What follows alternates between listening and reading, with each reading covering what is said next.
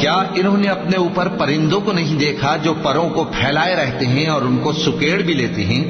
रहमान के सिवा उन्हें कोई थाम नहीं सकता, बेशक वो हर चीज को देख रहा है।